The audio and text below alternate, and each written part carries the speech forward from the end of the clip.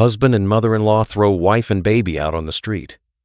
But the truth about the apartment will shock them. Clara had just given birth, exhausted from supporting the family alone while husband Brandon was unemployed and lazy. Mother-in-law Dolores constantly mocked her. "You have no femininity left. Brandon needs a worthy wife." Then one day, Brandon went insane and hurled Clara's belongings into the hallway. South Carolina reaming. "Get out! Back where you came from. This apartment is mine. I won't feed you and your brat anymore." Mother-in-law laughed viciously. "That's right. Scamper off like a cockroach." But when Clara's father, Colonel Harlan Brooks, appeared with a team of lawyers, Brandon turned pale when he heard the truth. This apartment belonged to Clara from the beginning. They would have to leave within 10 days. And before we continue, write in the comments from which country you're watching the video, and also check if you're subscribed to the channel, as I share interesting life stories with you every day. Okay, let's enjoy the story. After giving birth, Clara stayed home, fully devoting herself to caring for her little baby. Brandon, crushed by the loss of his business, wandered the house like a lost soul, a ghost of his own failure. He claimed he was actively searching for a new path. But those searches seemed limited to endless scrolling through news feeds and rare meetups with equally adrift buddies. Clara carried the whole family on her shoulders, trying not to show her exhaustion or frustration. Her mother-in-law, Dolores Finch, started methodically educating Clara from the first days the grandson arrived. At first, it was subtle jabs like, "Back in my day," or "A real wife should." Gradually, the barbs grew more venomous, the tone more condescending. This usually happened in front of the child, as if Dolores was instilling the right attitude toward his mother from infancy. One day, as Clara fed her son vegetable puree, Dolores watched and suddenly declared, "You know, Clara dear, you've really let yourself go. No femininity left. Brandon's a handsome man, he needs a matching wife. But you? Sloppy clothes, messy hair." Clara was stunned. She was already drained, working herself to the bone and handling all household duties. Her mother-in-law's comment hit like a gut punch. "Dolores, I'm trying my best," Clara said. "Trying? That's not enough," Dolores interrupted, lips curling. "You need to be a woman, not a workhorse." Clara stayed silent, a lump of hurt rising in her throat. She knew arguing would only worsen things. Brandon, witnessing the scene, said nothing. He acted oblivious to the tension hanging in the air. His silence stung Clara the most. She hoped for his support, his defense, but he chose to stay out of it. Over time, Brandon's outbursts grew more frequent. He'd explode over trifles, a misplaced cup, lukewarm tea, the baby's loud cry. In his rage, he didn't hold back, calling Clara greedy, a leech, accusing her of freeloading in his apartment. "You think I don't see how you look at me?" he yelled one evening when Clara asked him to wash the dishes. "Like I'm a loser." "You think I'm happy jobless? But it's temporary. I'll prove everyone wrong. And you? You're just waiting for me to break completely."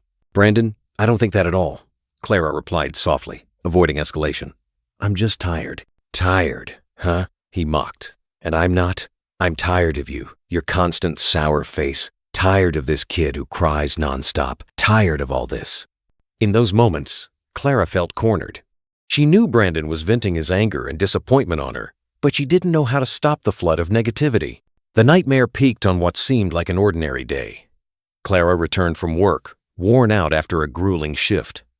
Crossing the threshold, she sensed the thick tension. Brandon paced the room like a caged tiger. Dolores sat on the couch, her face unreadable. "Well, look who's here," Brandon snarled through gritted teeth, before Clara could even remove her coat. "What's wrong?"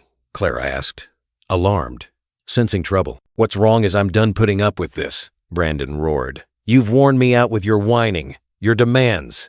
You think I don't see your contempt?" "Brandon, please calm down," Clara begged, trying not to wake the sleeping baby in the crib. "I won't calm down," he bellowed. "Enough, I don't want you in this house anymore." With that, he lunged at the closet and started flinging Clara's things into the hallway. Dresses, blouses, shoes, everything flew like worthless trash. Clara froze in shock, unbelieving. "What are you doing?" she whispered as Brandon grabbed her winter coat and hurled it at her face. Get out back where you came from, he growled. This apartment's mine. Got it? Mine. And I'm not feeding you and your brat anymore. Dolores, silent until now, chimed in with a malicious smirk. That's right, sweetie. About time you kicked her out. Scamper off like a cockroach. You're not worthy of my son. Thought you'd snag a fool? No way. Clara snapped out of her daze and rushed to the crib, scooping up her baby and clutching him close, shielding him from the horror. Tears streamed down her cheeks.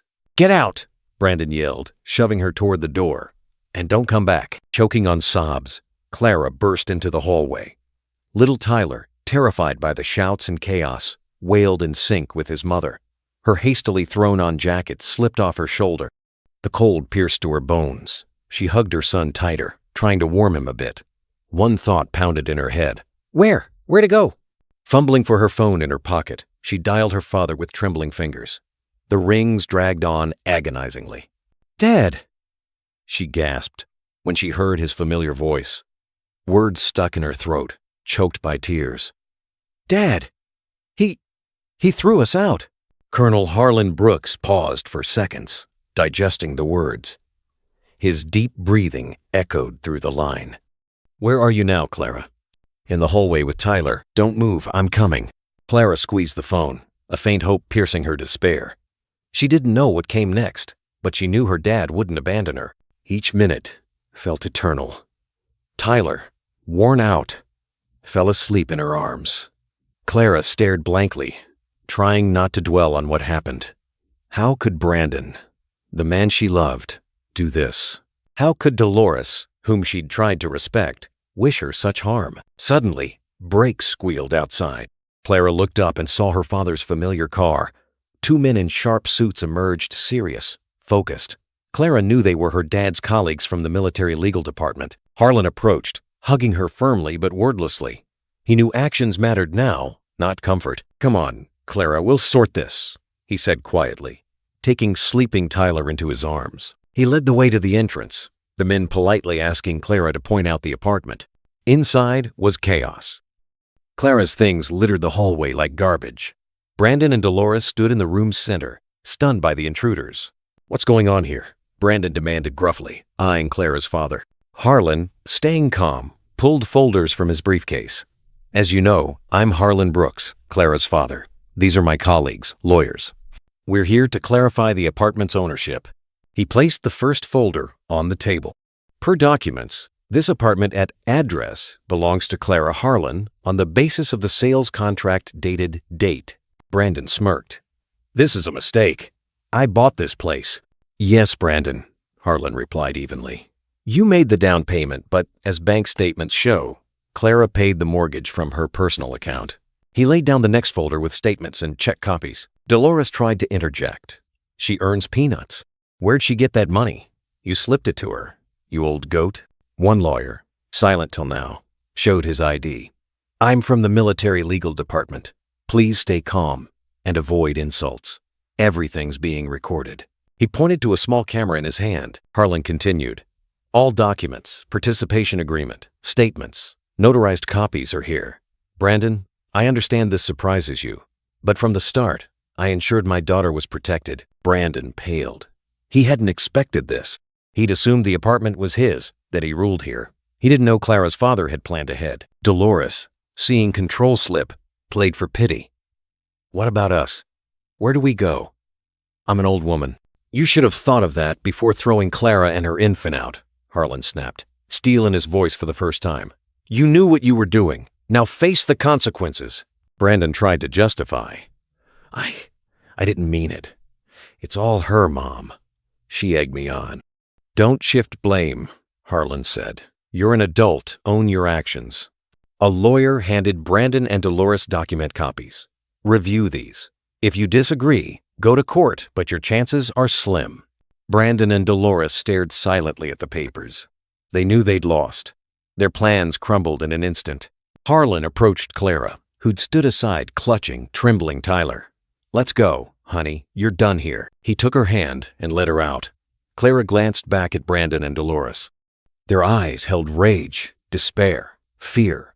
But she felt no gloating, no satisfaction, just exhaustion and relief. They left the apartment. The lawyers stayed to document its state and inventory property. Outside, Harlan settled Clara and Tyler in the car. "It'll be okay, Clara," he said, meeting her eyes. "I'm always here." Clara nodded wordlessly. Her mind was blank. She needed time to process. On the drive to her father's, Clara reflected. This was a turning point. No going back. She'd never let anyone humiliate her again. She'd fight for herself and her son. Clara walked the once familiar, now alien street toward the courthouse. She clutched a thin folder of documents, symbols of her justice fight. Thoughts swirled, honed by Harlan. He'd taught her to act coolly, calculatedly, leaning on the law, not emotions. Divorce, property division, police report. Words once distant, from another world. Now her reality, her weapons in an unwanted war. She recalled her shaking hands crossing the police station threshold. The cheap coffee stench, mustiness, weary officer faces all pressed on her, reminding how far she'd strayed from her old carefree life. But she knew she had to for herself and her son. He deserved a peaceful, safe home, free of shouts and degradation. Audio recordings. Harlan insisted she record all talks with Brandon and Dolores. At first, it felt sleazy, dishonest. But he explained, in domestic abuse, no room for sentiment. It's survival. Now, those hate-filled, insulting tapes were her ace. In the investigator's office, a young woman with sympathetic eyes, Clara replayed them. Brandon's voice, warped by fury. Dolores hissing poison. Clara closed her eyes, steadying her tremble. "We'll take your statement, Clara," the investigator said, "but proving threats won't be easy." "I have witnesses," Clara replied, recalling the neighbor who'd heard the yells often. "And I won't back down." Harlan was her chief advisor. He didn't pressure, didn't impose. He guided, explained options. He was her rock in the storm. He clarified, divorce was just the start. Key was property split. Here, she had the edge, the apartment contract, mortgage, payments, all in her name. Brandon didn't know that. Despite his certainty, he lived in her property. In legal consults, Harlan arranged in his office. They pored over every document. He detailed laws, warned of pitfalls. "Remember, Clara," he'd say, "law isn't always justice, but it's our only tool. Use it wisely." Brandon, learning of the divorce and police filing, flew into rage. He called, threatened, pressured through mutual friends. He accused her of betrayal, setup. "You'll regret this," he screamed. "I'll make you pay. You'll see who you're messing with." Clara didn't respond. She just recorded his threats. Dolores manipulated, pleading pity. She claimed Clara wrecked the family, was selfish, ignored the child. "Forgive my boy," she begged. "He's your husband. He just got carried away." Clara stayed silent. She trusted none of their words. Harlan advised changing her number and installing a video intercom. He didn't want Brandon or Dolores easy access. Court set a preliminary hearing. Clara, stealing her will, entered the courtroom. Brandon and Dolores were there. Brandon glared hatefully. Dolores sneered. Brandon's lawyer, young Cocky, challenged Clara's apartment rights. He claimed Brandon invested heavily. Basically built it. Harlan, beside Clara, countered calmly. "All mortgage and utility payments came from my daughter's card. We have all proofs." The lawyer faltered. He hadn't expected resistance. The judge, hearing both sides, called a recess. In the hall, Brandon approached. "Think you've won?" he hissed. "You're wrong. I won't let you take everything." Clara met his eyes. "You've already lost everything," she said steadily. "You lost me. You lost your son. And now you'll lose this apartment. It's mine by law." Brandon turned and stormed off. After recess, the judge ruled. Grant Clara's claim fully. Brandon and Dolores must vacate within 10 days. Silence fell in the courtroom. Tears of relief streamed down Clara's cheeks. Outside, she breathed fresh air deeply. She'd won. Proved the law could side with her. In following days, Clara acted decisively. She sent Brandon and Dolores formal eviction notices, consulted lawyers on consequences if they refused. Brandon tried pressuring via contacts, shady figures, but it failed. Clara had the law. Harlan helped draft a bailiff petition. He explained, if they didn't leave, Forced eviction followed. Clara felt his support, but aimed for independence. She wanted to prove she could handle it alone. The day came. Brandon and Dolores left humiliated, bitter, wordless. Clara stayed in the apartment. Dense, unfamiliar silence wrapped her like a soft blanket after endless battle. No more shouts, reproaches, constant poison in every corner. Brandon was gone defeated, broken. Dolores, silent, packed, and left for distant relatives, leaving emptiness and bitterness. At first, Clara feared the quiet. She imagined the door creaking, Brandon bursting in, irritated, or Dolores' nagging voice picking at trivia. But days passed, silence unbroken. Slowly, cautiously, Clara claimed the space. Like a timid animal, she explored each nook, adapting to freedom's air. She rearranged furniture, ditching the hated couch where Dolores perched to lecture, bought light, airy curtains letting in more sun. The nursery gained bright toys, fun wall pictures. The apartment filled with her energy, mirroring her tastes and desires. Little Tyler, sensing change, grew calmer, happier, no more flinching at loud sounds or hiding behind Mom's skirt.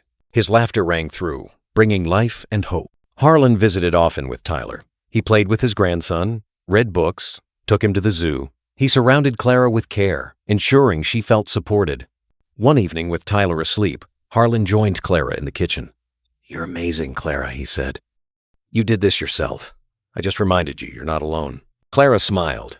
She knew without him it'd be harder, but she also realized she'd chosen this, found strength to fight forward. "Thanks, Dad," she replied.